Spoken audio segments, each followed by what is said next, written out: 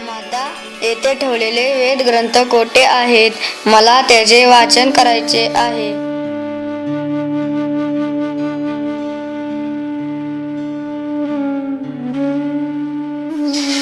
पुत्र अजामिन, हे बघ, हे घे, याचं संपूर्ण अध्ययन कर. यामुळे निश्चितच भगवंत तुझ्यावर प्रसन्न होतील. बघ, आपण किती भाग्यवान आहोत की असा पुत्र आपल्याला मिळाला जो पूर्ण ब्रह्मत्वाचं पालन करत आहे. नक्कीच हा आपल्या कुळाचे नाव दूर दूर पर्यंत सन्मानाने पसरवेल.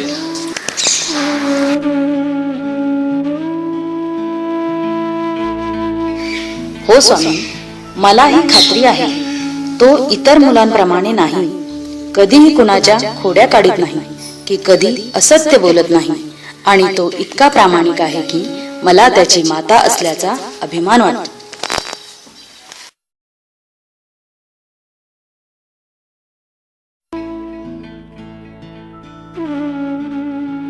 पुत्र अजामिन, अभिषेकासाठी थोडी फळे घेऊन ये. ठीक आहे माता. माता, ओ माता, जरा थांबा माता. हा सुवर्ण हार तुमच्या गळ्यातून खाली पडला आहे. हा तुमचा आहे. कृपया करून तुम्ही हा हार घ्या. धन्यवाद पुत्र. तुझं नाव काय? माझं नाव आजामेळ आहे. मी एक ब्राह्मण पुत्र आहे. खरंच तू फार प्रामाणिक आहेस आणि खूप निरागसही आहेस. हे घे, या तुझ्या प्रामाणिकपणाबद्दल तुला बक्षीस घे. नको माते, कृपया हे नको मला. मी तर तुमचीच वस्तू तुम्हाला परत केली आहे. त्यात बक्षिसाचा तर काहीच प्रश्न येत नाही.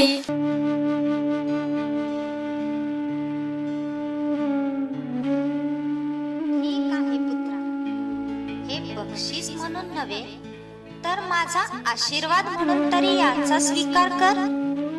मला खूप आनंद होईल. कृपया माझ्या आनंदासाठी तरी याचा स्वीकार कर. मी तुला माते समान आहे आणि तू मला पुत्रा समान आहेस.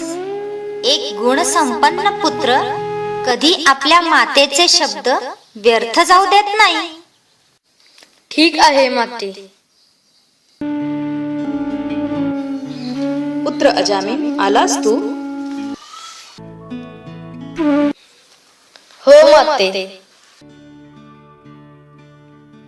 अजामिन, तुला घरी येण्यासाठी नेहमीपेक्षा आज जास्त वेळ का लागला बाळा?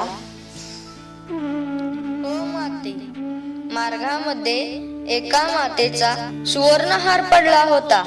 तो मी तिला परत दिला आणि तिने मला ही गोष्ट दिली आहे, अगदी नको म्हणताना.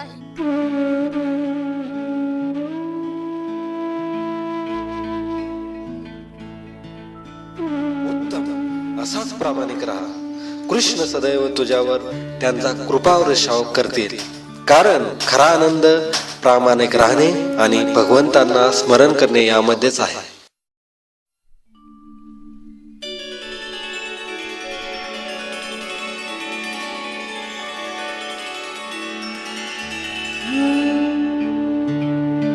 अशा प्रकारे वेदांचे अध्ययन करणारा व सर्व गुण संपन्न असा अजामिळ 22 वर्षांचा झाला आणि एका सुंदर, रूपवान व सद्गुणी ब्राह्मण पुत्रीशी त्याचा विवाह झाला.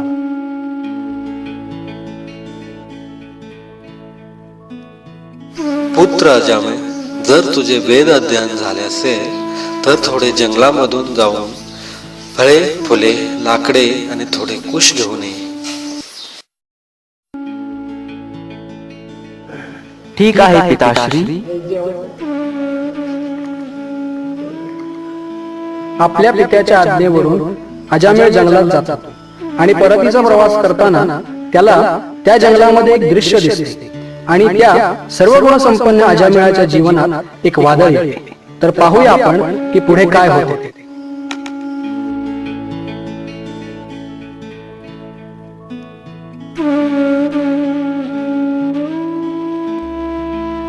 फिरतीच्या जाळ्यात घावलाय मासा,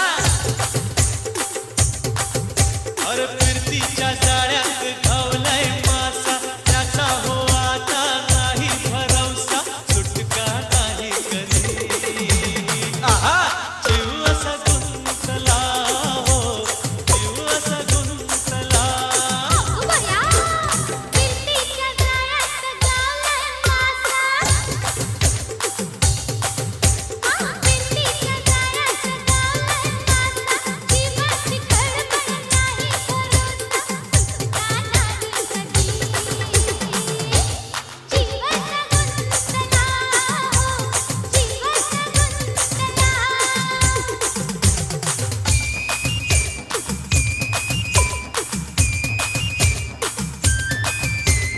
प्रीत हरवली शोधू कुठं,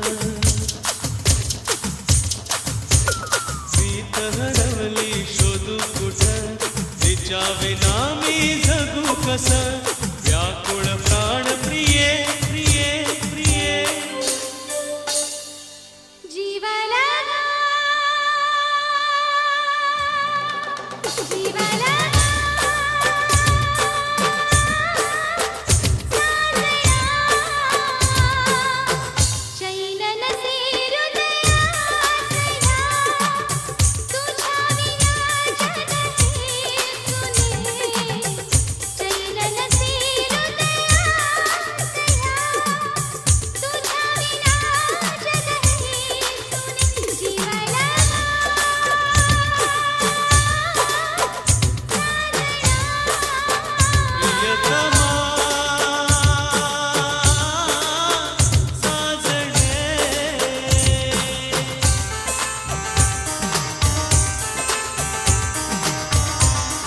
हे प्रिये, तू किती सुंदर आहेस. मी तुझ्यासाठी काही करू शकतो. माझी सर्व संपत्ती मी तुझ्यासाठी खर्च करू शकतो. फक्त तू सदैव माझ्या सहवासात राहा.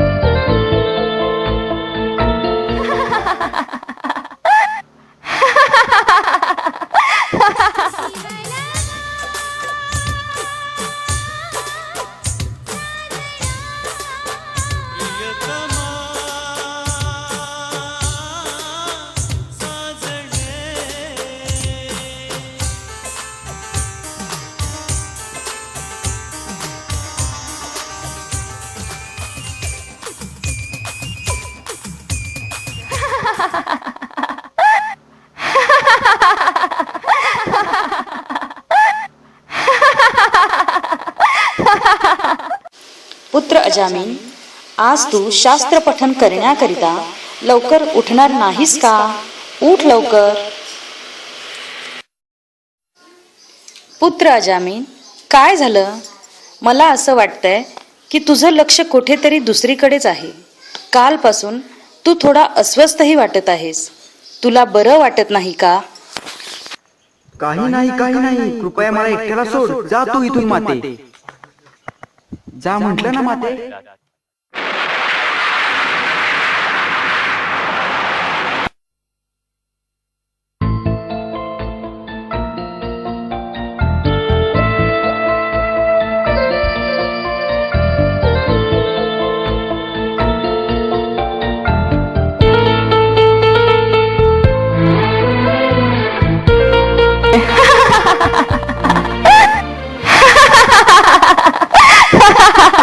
नाही, मला त्या वैश्याचा ताबा मिळवलाच पाहिजे.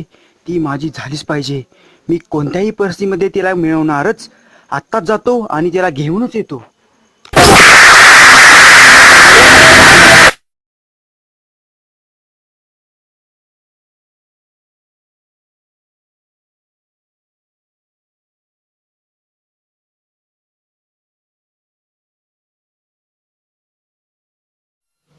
कोण आहेस तू?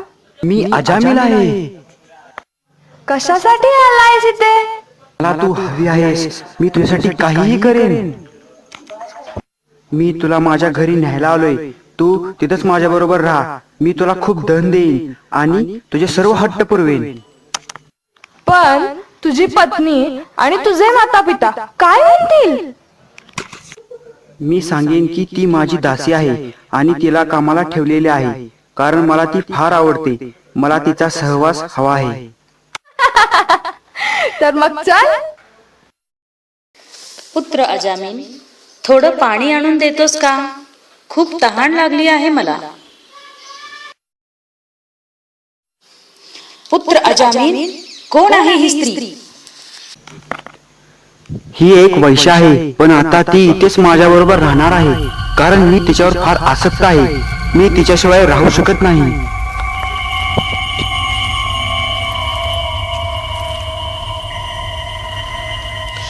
ठीक आहे, मग एक तर ती इथे राहील अथवा आम्ही इथे राहू.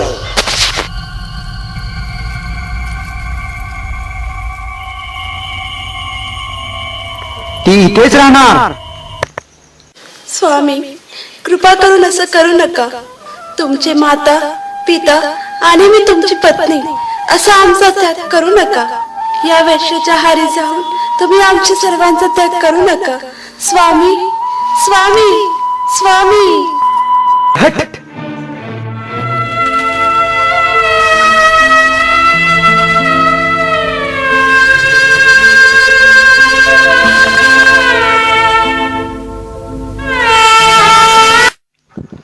त्या वेश्येपासून अजामिळानंतर 9 मुले होतात आणि या सर्वांची देखभाल आणि त्या वेश्या झालेल्या पत्नीचा हट्ट पुरवता पुरवता अजामिळ पुरता कंगाल होतो. स्वामी, ओ स्वामी, अरे ओ स्वामी, मला एक राणीहार आणि 2 सुवर्ण कर्णफुले पाहिजेत. ते मला तात्काळ आणून द्या. प्रिये, तुझे हट्ट पुरवण्यासाठी आणि या सर्व मुलाबाळांच्या संगोपनासाठी जे काही माझे वडील अर्जित धन संपत्ती होती ती सर्व मी खर्च केली.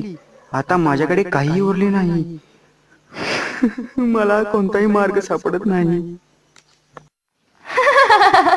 बस स्वामी, फक्त एवढाच प्रश्न आहे ना? मग मी तुम्हाला एक उपाय देते. या शस्त्राने तू त्या लोकांना लूट मार आणि त्यांच्याकडील धन संपत्तीचे हरण करून ती आम्हाला दे. आणि लक्षात ठेव, जर धन नाही तर मी हे नाही. तू कंगाल झाला तर मी तर काय करू? आता तूच निर्णय घे, तुला काय करायचे ते.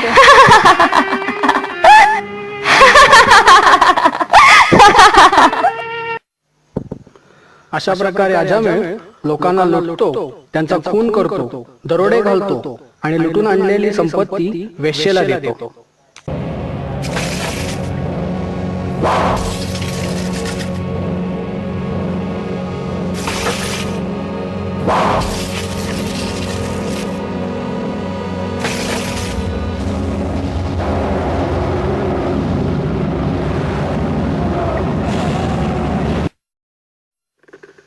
हे घे दागिने, हे घे धन. आता या संपत्ती करिता आणि तुझ्या इच्छापूर्ती करता हा मार्ग मी स्वीकारलेला आहे. हा, हा, हा, हा, हा. आता अशी कुकर्म करता करता अजामेळ 88 वर्षांचा झाला आहे. आता त्याला 10व्या पुत्राची प्राप्ती झाली आहे. त्याने त्याचे नाव नारायण ठेवले आहे. तो नारायणाप्रती अत्यंत आसक्त आहे. त्याच्या बोबड्या बोलण्यावर त्याला अत्यंत आनंद होतो. तो नारायणावर अत्यंत प्रेम करीत आहे. त्याला काय खाल्लं की नाही, काय पिलं की नाही, काय करतोय, कुठे आहे, कुठे खेळत असेल, झोपला की उठला, वगैरे वगैरे. आणि आता त्याला आपला पुत्र नारायण याच्याशिवाय दुसरं काहीच सुचत नाही.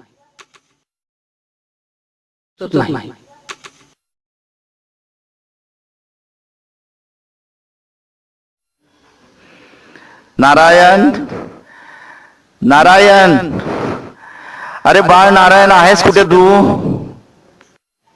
अहो, काय सारखं नारायण नारायण लावलंय? शेजारीच खेळत आहे तो. अग, पण तो माझा सर्वात लहान आणि आवडता प्रिय पुत्र आहे. माझे त्याच्यावर खूप प्रेम आहे. माझे त्याच्यावर खूप प्रेम आहे.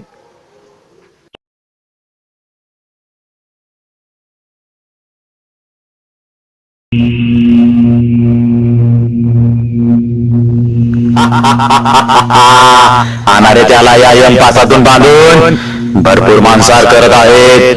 तो आणून टाका त्याला या उकळत्या तेलात.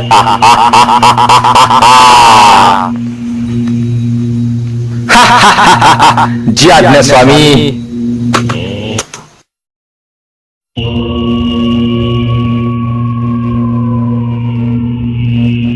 जावा, त्या दुसऱ्या व्यक्तीला घेऊन या. जुगार आणि नशापान भरपूर करतो. आणा त्याला आणि त्याच्या तोंडात गरम गरम लोहाचा रस होता.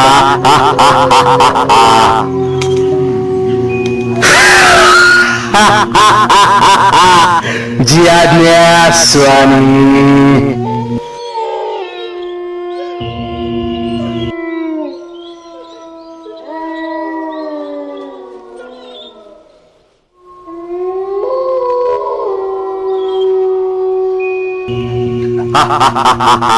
तो बघा, तो लपत आहे. त्याला वाटतंय की आपण त्यांना फसवू शकतो, लपून बसू शकतो.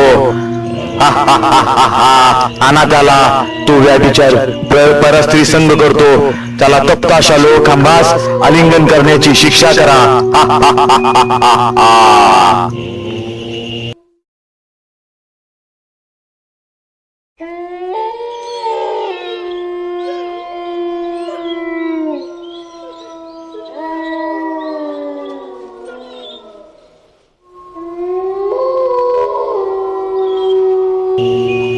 दूतांनो, हा पलंगावर झोपलेला अजामिळ आहे. आता त्याची वेळ आली. आली रे आली. आता याची वेळ आली. जावा आणि आपल्या यमपाशाने घेऊन या त्याला इकडे. जी आज्ञा स्वामी.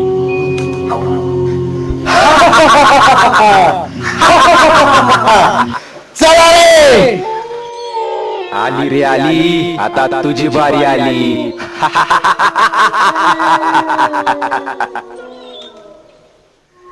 सटकली रे सटकली. आता आमच्या यमराजांची सटकली.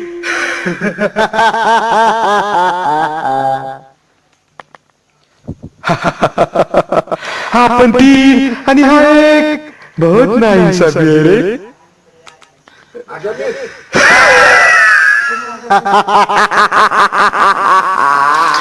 नारायण, नारायण, नारायण.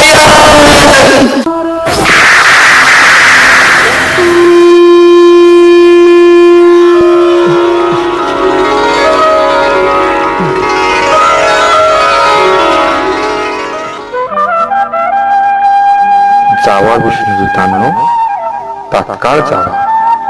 हा अजामिळ मदतीसाठी अगदी निरपराध भावनेने मला बोलावत आहे, माझे नाव घेत आहे.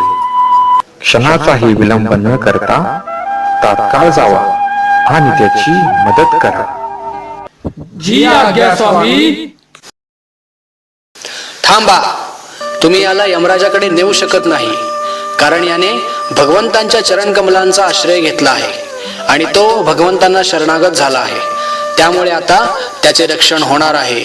जर पुन्हा अजामिळाच्या आत्म्याला शरीरातून बाहेर काढण्याचा प्रयत्न केला तर तुम्हासच दंड देऊ. या ठिकाणी यमराजांच्या आज्ञेला न मानणारे तुम्ही कोण आहात? कोणाचे सेवक आहात? कोठून आलात? आणि आम्हाला अजामिळाच्या शरीराला हात का लावू देत नाही? काय तुम्ही देवता, उपदेवता की स्वर्गात राहणारे श्रेष्ठ भक्त आहात? तुमचे नेत्र सुंदर दिसत आहेत, पिवळी रेशमी वस्त्रेही छान आहेत, कानात कुंडले देखील शोभायमान आहेत आणि मुकुटही सुंदर दिसत आहे.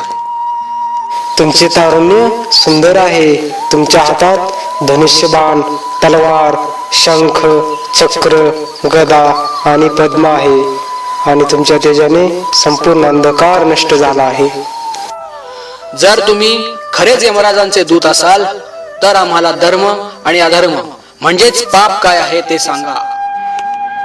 जीवांना दंड द्यायची काय पद्धत आहे? दंड भोगणाऱ्या व्यक्ती कशा असतात?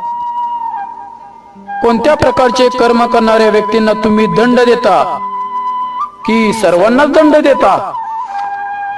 नक्कीच सांगतो. शास्त्रांच्या तत्वांनी धर्म बनतो आणि त्यांच्या विरुद्ध जर आपण कार्य केले तर तो अधर्म होतो. शास्त्र हे पूर्ण पुरुषोत्तम नारायण आहेत, ते स्वयंभू आहेत हे आम्हाला यमराजांनी सांगितले आहे. सर्व कारणांचे कारण नारायण जरी त्यांच्या धामामध्ये स्थित असले तरी ते आपल्या शक्तीने संपूर्ण ब्रह्मांडाचे नियंत्रण करतात. सूर्य, अग्नी, आकाश, वायू, पाणी, सर्व देवी देवता, दिशा, दिवस, रात्र आणि स्वतः परमात्मा हे जीवाने काय काय कर्म केले आहेत याचे साक्षीदार असतात आणि त्यानंतरच त्याला शिक्षा दिली जाते. अशा तऱ्हेने स्वतःसाठी केलेल्या कामात गुंतलेल्या प्रत्येक व्यक्तीला पापकर्मानुसार शिक्षा होते. हे वैकुंठात राहणाऱ्यांनो, तुम्ही निष्पाप आहात, परंतु या पृथ्वी तलावर राहणारे प्रत्येक लोक स्वार्थी कार्यामध्ये मग्न आहेत. ते आपल्या कार्याने दूषित झाले आहेत. ज्याने हे शरीर धारण केले आहे तो निश्चितच काहीतरी कर्म करणारच, परंतु शास्त्रांनी सांगितलेल्या मार्गावर न चालता तो पाप मार्गच स्वीकारतो आणि पाप कर्म करतच राहतो. त्यामुळे नंतर त्याचे फळही भोगतो. सर्व शक्तिमान यमराज सुद्धा ब्रह्मदेवाप्रमाणे श्रेष्ठ आहेत. ते त्यांच्या यमलोकात राहून प्रत्येक जीवात्म्याच्या हृदयामध्ये काय काय चालले आहे याचे निरीक्षण करतात आणि तो पुढील भविष्य काळामध्ये काय काय करेल हे ओळखतात. झोपलेला मनुष्य जसे स्वप्नातील शरीरालाच खरं शरीर मानतो आणि तसेच वागतो, त्याचप्रमाणे मागच्या जन्माच्या कर्मानुसार आपल्याला जे शरीर मिळते आपण त्यालाच खरं शरीर समजतो आणि मागील व पुढील जन्माविषयी आपल्याला काहीच समजत नाही. हे शरीर 16 गोष्टींनी बनते. 5 ज्ञानेंद्रिय, 5 कर्मेंद्रिय, 5 इंद्रिय विषय आणि 16वे तत्व म्हणजे मन. पण मनापेक्षा श्रेष्ठ तत्व आहे आत्मा म्हणजेच जीव. हे शरीर याच सर्व गोष्टींनी बनलेले आहे आणि याला खूप भोग घेण्याची सवय लागलेली आहे आणि यामुळेच हा जीव कधी कधी मनुष्य योनी, कधी पशु योनी तर कधी देव योनी प्राप्त करतो. आणि ज्या जीवात्म्यांच्या स्वतःच्या इंद्रियांवर ताबा नाही ते मूर्ख बद्ध जीवात्मे पाप कार्य करतात. सुरुवातीला अजामिळ सर्व शास्त्रांचा अभ्यास करायचा. त्याचे चारित्र्य देखील चांगले होते. तो सदाचारी आणि सर्व गुण संपन्न असे अतिशय शुद्ध जीवन जगत होता. तो शांत स्वभावाचा होता. त्याने आपल्या मनावर व इंद्रियांवरही ताबा मिळवला होता. शिवाय सर्व शास्त्र पठणही करत होता. त्याचं अंतःकरण फार शुद्ध होतं गुरु, अग्निदेव, पाहुणे आणि घरातील वडीलधारी लोकांचा तो आदर करत होता. सर्व जीवांना तो समानतेने वागवत होता. तो फार सभ्य होता. तो कुणाचाही अपमान करत नव्हता आणि वायफळ बडबडही करत नव्हता. एकदा त्याच्या वडिलांच्या सांगण्यावरून तो जंगलात गेला आणि त्याने पाहिलं की एक कामुक व्यक्ती एका वेश्येला मिठीत घेत आहे. ते दोघही मध्यधुंद होते. त्यांच्या शरीरावरील कपडे सैल झाल्याचं भानही त्यांना नव्हतं. आणि जेव्हा ही घटना अजामिळानं पाहिली त्याच वेळी त्याच्या हृदयातील झोपलेली काम्याच्या जागी झाली आणि अज्ञानामुळे तो तिच्या अधीन झाला. त्यानं स्वतःला सांभाळण्याचा खूप प्रयत्न केला, पण वाढलेल्या कामवासनेच्या शक्तीमुळे तो अयशस्वी झाला. आणि मग काय, तो सारखा त्या वेश्येचाच विचार करू लागला आणि त्यानं तिला आपल्या घरी देखील कामाला ठेवलं आणि हळूहळू सर्व ब्राह्मण गुणांचा त्याग करू लागला. वारसाने मिळालेली सर्व संपत्ती तिच्या हट्टेपायी खर्च करत गेला. तिच्या कामुक नजरेने तो घायाळ झाला होता आणि त्याची बुद्धी भ्रष्ट झाली होती. तिच्या पायी त्याने चांगल्या संस्कारमयी घराण्यातून आलेल्या आपल्या सुंदर पत्नीचा देखील त्याग केला आणि पुढे योग्य अयोग्य मार्गाची पर्वा न करता कशाही प्रकारे धनसंपत्ती मिळवत गेला व त्या संपत्तीचा उपयोग तिच्यापासून झालेल्या मुलांचे पालन पोषण करण्यासाठी खर्च करू लागला. अजामिळाने पश्चाताप केला नाही आणि त्याने केलेल्या पापकार्यामुळे आम्ही त्याला यमराजासमोर घेऊन जाणार आहे. तिकडे त्याने केलेल्या पापकर्मानुसार शिक्षा दिली जाईल आणि त्याच प्रकारे त्याचे शुद्धीकरण होईल. अजामिळाने त्याच्या सर्व पापकर्मांचे प्रायश्चित्त केले आहे. एकाच नाही तर कोट्यावधी जन्मात केलेल्या पापांचे प्रायश्चित्त केले आहे. त्याने खूप असह्य स्थितीत नारायणांच्या पवित्र नावाचे उच्चारण केले आहे. विशुद्धपणे केलेले नसले तरीही अपराध न करता केलेले आहे. त्यामुळे आता तो शुद्ध झाला आहे.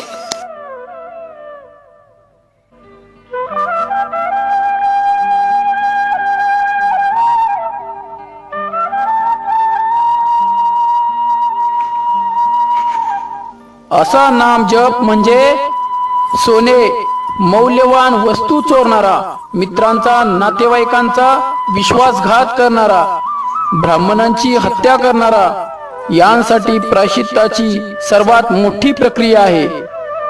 श्री विष्णूंच्या पवित्र नामाचे केवळ एकदा जरी उच्चारण केले तरी भगवंत म्हणतात की या मनुष्याने माझे नाव घेतले आहे, मी याला संरक्षण देणारच.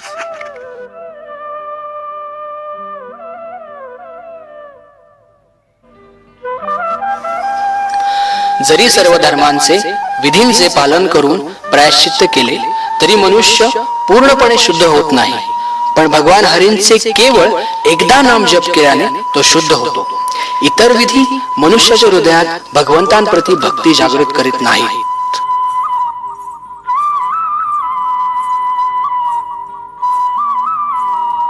पण हरे कृष्णा मंत्राच्या जपाने मनुष्याच्या हृदयातील सर्व मळ निघून जातो आणि प्रेममय भक्ती जागृत होते. मरते वेळी अजामिळ निसह्यपणे मोठ्या आवाजात नारायण म्हटला आणि त्याच क्षणी त्याची सर्व पापफळे नष्ट झाली. म्हणून तुम्ही त्याला यमराजांकडे घेऊन जाऊ नका. भगवंतांच्या नावांचा जो जप करतो तो सर्व पापातून मुक्त होतो. मग ते नाम त्याने विनोदाने, संगीताने, मनोरंजनाने किंवा निष्काळजीपणे घेतले असले तरी त्याला त्याचे पूर्ण फळ प्राप्त होते.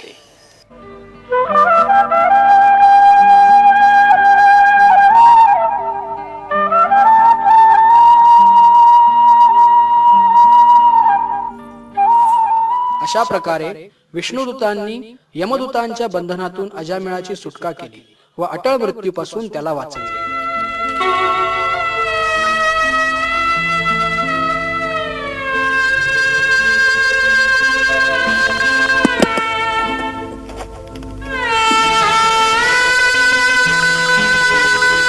अरे हे भगवंता, मी हे काय केले?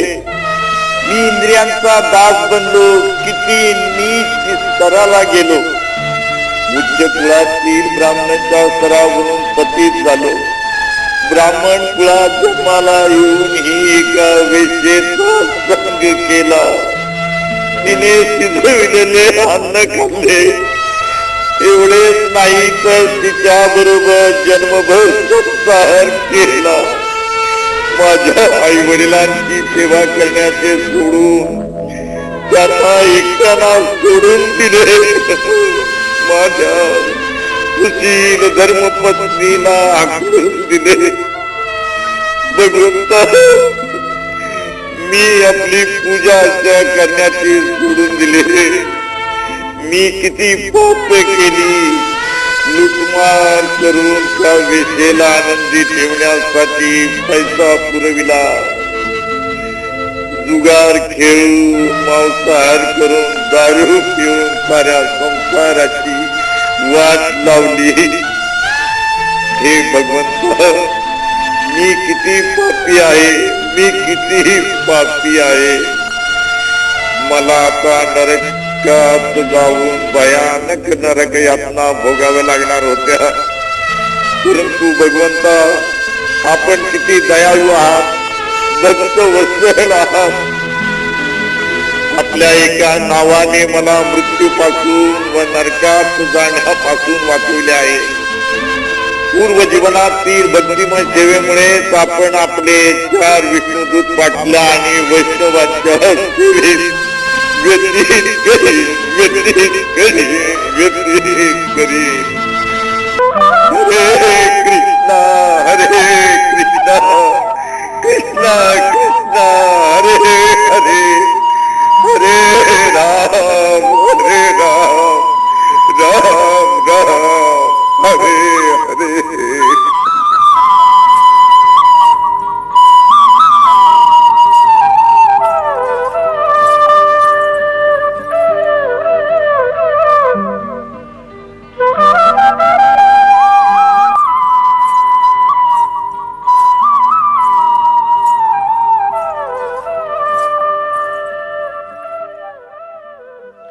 अशा प्रकारे अजामेळ नंतर हरिद्वार येथे जाऊन आपले मन व इंद्रियांचे संयमन करून आपले जीवन आता भक्तिमय सेवेमध्ये संलग्न करतो. तदनंतर हरिद्वार येथे गंगेच्या तीरावर आपल्या भौतिक देहाचा त्याग करून त्याला त्याचे आध्यात्मिक शरीर प्राप्त होते व तेच विष्णुदूत त्याच्या समोर प्रकट होऊन त्याला विमानातून वैकुंठात घेऊन जातात. हे प्रभू, हे जग किती लोकांच्या नियंत्रणाखाली आहे. शिक्षा आणि क्षमा करणारे अनेक न्यायाधीश इथं आहेत का? आणि जर त्यांच्यात एकमत नसेल तर कोणालाही शिक्षा आणि सुटका मिळणारच नाही का?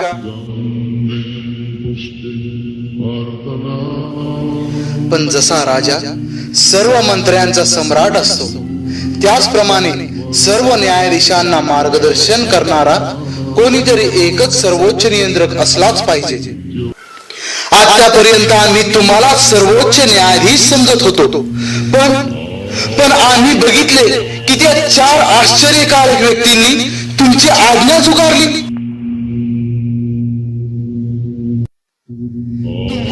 आज्ञेवरून आम्ही त्या अजामेळाला इथे घेऊन येत होतो, पण त्यांनी तर दोरच कापला. कारण अजामेळ नारायण नारायण नारायण असे तीव्रतेने बोलत होता आणि त्याच क्षणी ते आले आणि तू भिवू नकोस असे म्हणत त्याचे भय नष्ट केले. कृपया आम्हाला सांगा ते कोण होते. आम्हाला सांगा ते कोण होते. नाही प्रभू, कृपया आम्हाला सांगाच ते कोण होते.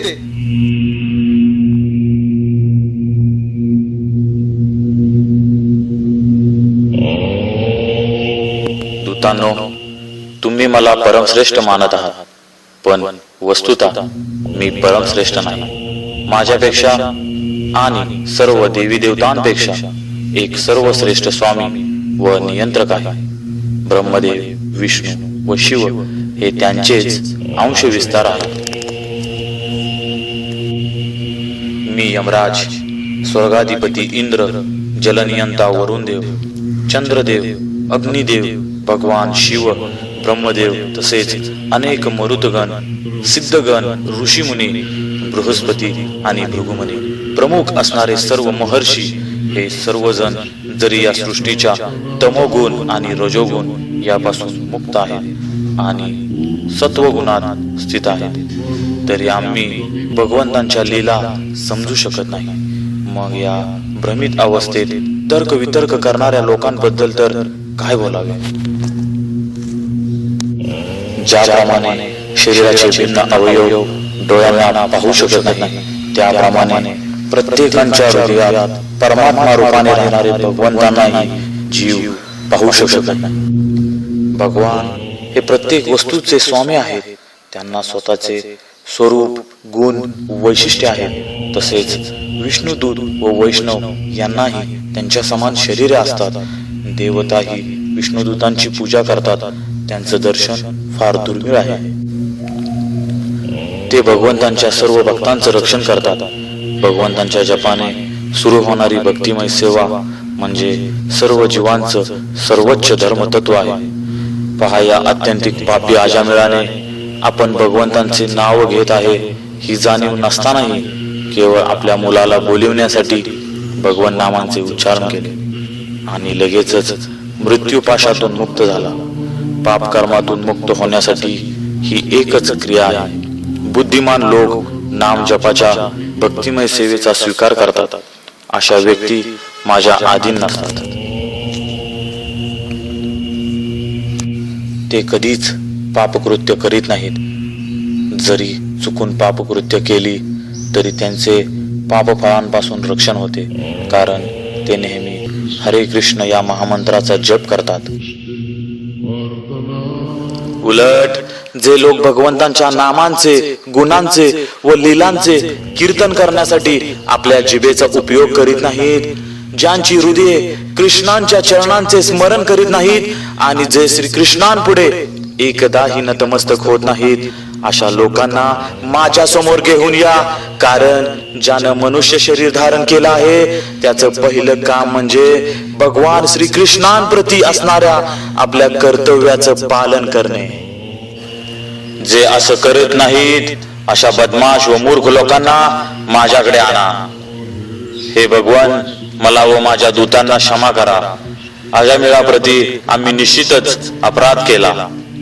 आमच्या अज्ञानामुळे अजामिळ तुमचा दास आहे हे आम्ही समजलं नाही. कृपया हात जोडून आम्ही तुमच्या क्षमेची भीक मागत आहे. हे सर्वेश्वरा, आदिपुरुषा, नारायणा, कृपा करून मला क्षमा कर.